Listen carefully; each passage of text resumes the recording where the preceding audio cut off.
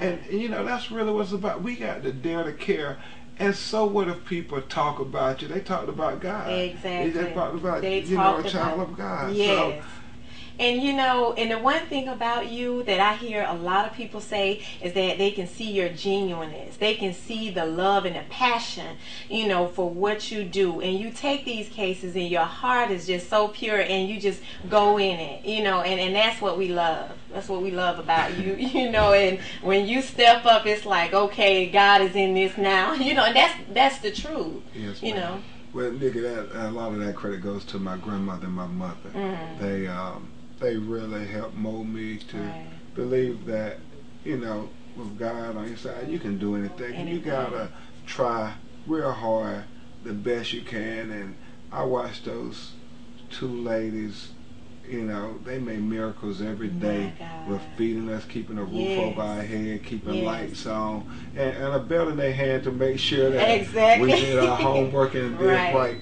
But it's one of those things, you don't forget those lessons that are indelible marks on your mind when you're growing up and you see people sacrifice so much and they just get results. They don't complain much. They don't complain about the cards they've been dealt, about the facts. You just go do it and you go try to make a difference. And that's all you can do. You can't dictate what cases are going to call you or anything like that. When you get the call, you got to be willing to answer the bell and say, God had this person call me for a reason. Yes. And you got to be willing to answer the bell. Because you know who you work for. You know that it's not by your own might. That, you know, it's only God that can do something like this. I will tell you, the boot camp case, the explosion case in Melbourne, Florida, so many cases, a lot of my colleagues said, you know, why are you wasting your time on these cases and stuff? And in all those cases, we got really significant results. A lot of times changing the policies or changing laws and stuff. And it was because we didn't doubt when God had those folks call us to say, you know, I'm here for a reason. I'm here for a purpose. And shame on me if I don't try to use my blessings that God has given me, the talents that He's given me, to try to help my fellow brother, help somebody who is at that worst moment. Think about a parent losing a child. Right. It's just so incredibly difficult. Yes. I think about Tracy Martin and the message that he sent out to the world for his Father's Day message. And I want all your audience to go look at that because it is profound when he says the only way he gets to spend Father's Day with his son Trayvon, he has to go to a cemetery. And you know, what a terrible, just hard situation to deal with as a parent. That is, and I am a parent, and we're going to take a quick break, and we're going to come right back to that, just being a parent. Okay. I'm Tracy Martin. Becoming a father is a special gift. It's a miracle of love and an everyday reminder that life can be beautiful. But this Father's Day will be the first without my son Trayvon. I'll say a prayer for all the dads across America who share this grief with me. Last year, 30,000 fathers lost a son or a daughter from senseless gun violence. Dads, we have to come together to protect our children. I'm asking you to consider sharing this message with the governor of your state that has a similar Stand Your Ground law. Ask them to review these dangerous laws. If we do, next year, thousands more dads will have a happy Father's Day together with their children and not the toughest one of their life without them. I still believe that life is beautiful and that together we can make a real difference. Happy Father's Day. Welcome back. I'm here on the Life in the Now broadcast with attorney Benjamin Crump, and I mean, he has really, really blessed me this afternoon. Attorney Crump, I just want to say this one thing. I am a mother. I have a 13-year-old son. I mean, I'm a single mother, 13-year-old son, 16-year-old daughter.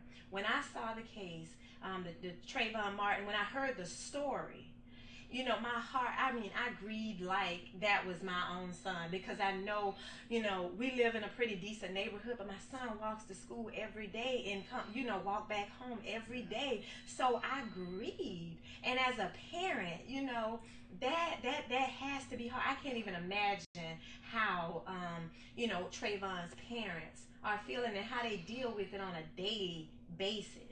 You know, what do you see? How, you know, how has their faith kept them throughout this whole ordeal? It really has been tremendous to watch them with such dignity and grace deal with this tragedy. Sabrina always quotes her scriptures that lean not into your own understanding. Yes. And that helps her, and she has a mother and her sisters. They are very devout. They go to Reverend Jackson's church in Miami.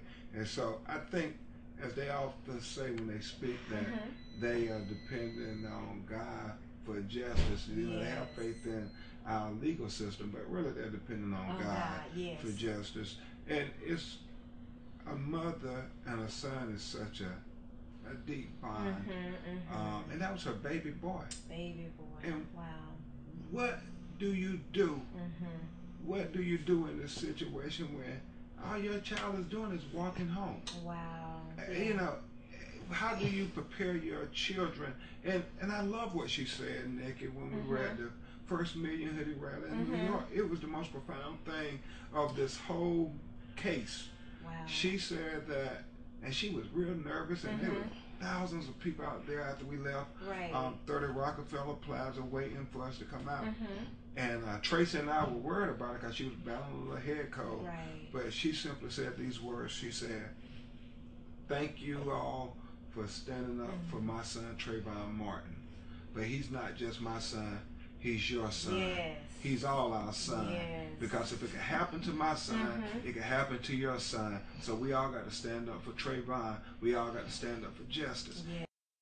Now we were here from Miss Sabrina Fulton, Trayvon's mother. Yes, Miss Fulton!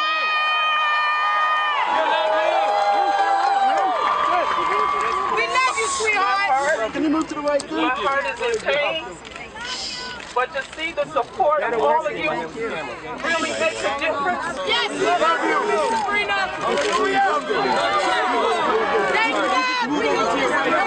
You probably don't know. You probably don't understand how much you guys mean to us. Hallelujah. But it's the support that we need. We need this kind of support. Our son was not committing any crime. No. Our son is your son. I want you guys to stand up for justice and stand up for what's right. This is not about a black and white thing. This is about a right and wrong thing. Justice for Trayvon. Justice for Trayvon. Justice for Trayvon. Justice for Trayvon. Justice for Trayvon. Justice for Trayvon. Justice for Trayvon. Justice for Trayvon. Justice for Trayvon. Justice for Trayvon. I want to thank all of you. The family has been working so hard to get the word out. They've been up this morning since 5:30. Poor Sabrina is fighting a little head cold, so y'all keep her in your prayers. And the crowd went crazy because that was so profound. It could have been any about you. It could have been your 13-year-old son. It could have been any of your audience members, children.